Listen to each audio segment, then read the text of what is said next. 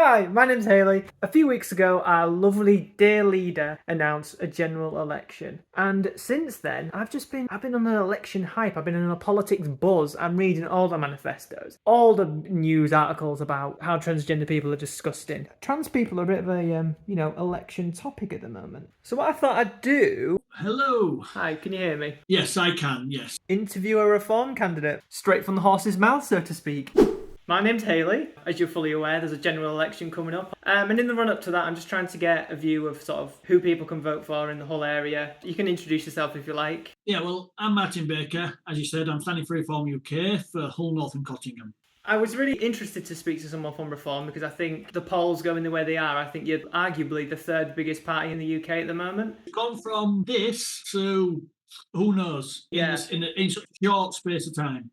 A few broad questions. I really want to just start off with what got you into politics and why specifically the Reform Party over any other options or standing as an independent. Regarding getting into politics, I've gone through life with hard-working parents. I've had my troubles. I've got ADHD and everything like that. A brilliant upbringing by my parents have tried the hardest for me. And politics back then was of no issue to me because the country seemed fine. I was getting on fine, blah, blah, blah. I started growing up. And then you start realising what's lacking. And then you start talking about your friends in pub, don't you? You're like, oh, if I was this, I'd do that. If I was in power, I'd make sure this happened. All the big talk, we all do it. And then one day I said to my friends, you know what? Well, why don't I?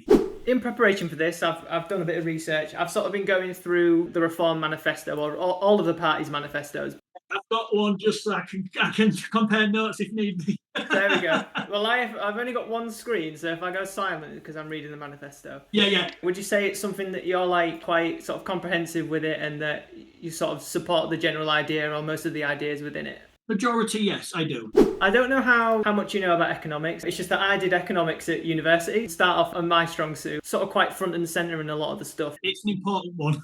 Yeah. And the economic part, there's a lot of stuff in the Reform Manifesto that's revolving around cuts in terms of tax cuts, in terms of inheritance tax cuts instead of income tax, VAT. And there's something straight up top about wanting to slash 5% of government spending across the board. And where would you see that cost saving coming from? Where I see that coming from is interest on the money that we owe the banks, because we pay a high interest rate on the money that we've borrowed, £750 odd million, which obviously all of us are paying for. Foreign aid policies. I understand we do need to help. In the past, we've colonised a lot of countries and we've brought them and we've done things, but that's the past. We can't change what our former UK has done, but I think we do send a bit too much to countries that don't need it. That's a small percentage. Would there be any sort of countries in particular, any examples that you think that's somewhere where we don't need to be sending foreign aid? I couldn't quote any countries because I'm not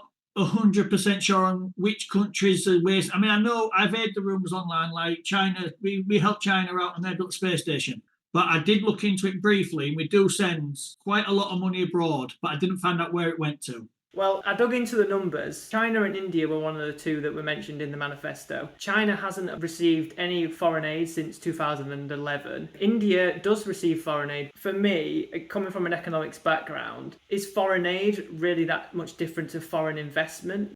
Sorry, I'll let you speak. If the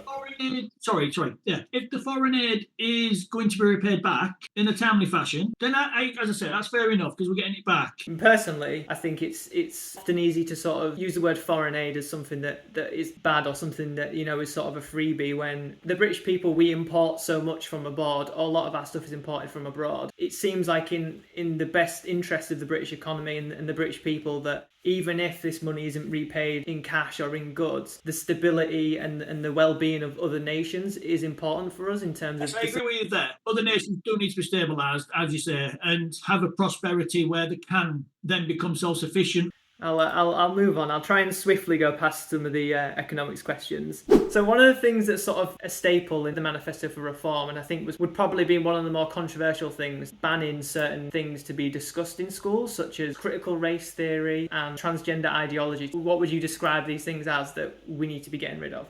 In primary school, kids don't care. Kids do not know about sex. They do not know about, I want to be a boy, I want to be a girl, or anything like that. All they see is the world through bright colours. And so in primary schools especially, no, I don't think there should be any agendas in primary school. Don't tell someone, oh, because they're dressed like a girl, they're a girl, or because she dresses like a boy, she's a boy. No, she's who she is. She's been comfortable. There's no labels at primary school. There never has been when I grew up. When they get up to 15, 16, then you can start introducing them to, in the world, there is people that identify as, there are people that dress up as, there are people that are this, are that. Is that a case of just how it's learned rather than whether it's being banned? You know, if a child has seen something outside school and he asks or she asks the teacher, then fair play. Then the teacher has a right to respond in a manner that is informative, not in a way that biased to either way. So with these things, you would say it's a case of making these things appropriate for, you know, the age group that's being presented it, rather than an outright ban. You put it more simply than I did. I went round the houses a bit. One of the things that a lot of my viewers are interested in is, and we've just touched on it a little bit, transgender people and their rights. And I know we've just talked about it in relation to schools. From my own opinion, I think it's been made a little bit of an election issue. And I know that the manifesto touch on sort of the provision of single-sex spaces. Is this an enforcement of single-sex spaces, or is it more of a provision for there to be single-sex spaces, if you understand what I mean by that? In my day, we used to have unisex toilets and changing rooms. Anyone can go into that space, get changed, use the restrooms, use toilets, and then there was separate male and female if that's what you wanted, the privacy. The problem I feel is that some men will abuse the system if it's forced. If it's forced that transgender can use the female rooms, I think it can be taken advantage of. But the same, the other way around. A woman wants to become a male and be a trans man and then go into the men's.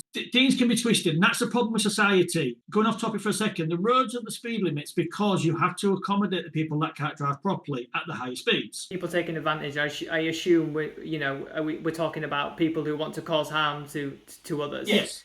Obviously, things like sort of sexual assault and rape, these things are obviously already illegal. If I was a man and I wanted to attack somebody in a toilet, would the additional illegality of me being even allowed in that toilet, would that stop me? You know what I mean? It's like I get what you're saying. I do get what you're saying. The thing I'm more concerned about, it's not for the genuine ones, because I do know genuine transgender people. If there's a young girl in the changing room getting changed and a pre-operation transgender came in and stripped off in this female changing room, that you can see where I'm getting at. Would you not say that in the men's changing room, that issue would still exist with children? And I disagree with, I never took my child into an open changing room because kids should not be subjected to seeing adult genitalia in any way, shape or form. Yes, it's a human body. Yes, it's this. In your own house, if you want to have a bath for your kids, that's absolutely fine if you've brought them up like that. Yeah, I won't keep you for much longer, but myself, I am transgender. I'm a transgender woman, hence why when I was reading the manifesto and reading these things about transgender ideology and things about the use of toilets, I think from my own experience, the behaviour of people in the men's toilets towards me when I have used them has frankly been despicable. And I think Can I interrupt you 1 second? Yeah, sorry.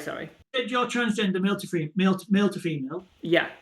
You're clearly doing it properly. You've got the nice hair, you've got your nice skin, you've got the makeup on. Thank you. But you can tell you are a genuine transgender. You're not someone that's just playing, trying to be. And that's what I'm worried about, is the ones that are just playing and trying. Because it's like with everything, there's always the extremes that ruin it for the minority. And that's what I don't want to happen. I do not want that to happen. I do accept you as a transgender woman. I do accept you as that. It's when I get told I'm a cis male, because that's never been a term in my lifetime. We've just been male and female. Would you class yourself as someone that would see me as a cis male or just a male? And if you said I was a cis, would you accept that I just wanted to be a male?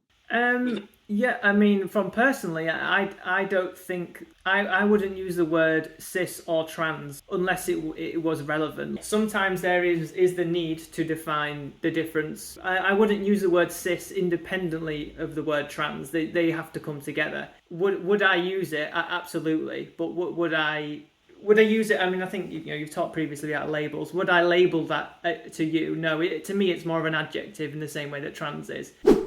I won't keep you for any longer. I don't want to. I'm going to get James and get across Yeah, town. it's okay. But yeah, well, Martin, it was a pleasure talking to you. I hope you have a lovely evening. If you've got anything else you'd like to say beforehand, All I can say is, don't judge a party by the main organisers. Judge it. Vote for the person that's standing for that party. If I get voted in, I will never forget. I actually do work for you. I'll be honest, my phone is going to run out of memory and it's all going to go wrong. But thank you very much for joining me. It was a pleasure speaking to you. Thanks a lot. Have a lovely evening. Okay, self. Same to you. Bye. Well, that was an interesting interview to be sure. The one thing I want anyone to take away from this is that, if you're out there, you live in the UK, you're aged 18 or over, you need to go out and vote. I don't care who you vote for. This video isn't for me to tell you who to vote for. The closing date for registration is the 18th of June. You have the ability to make a difference by voting. Go register. Go and vote. Vote for the things that you care about, not the things that someone has told you to be scared of. Thank you for watching. I hope you enjoyed. Thank you very much as always to my Patreons. Thank you. Bye. Have a nice evening or day or morning when we're watching this. I'm working late because I'm a singer. You look so cute. Right round my finger.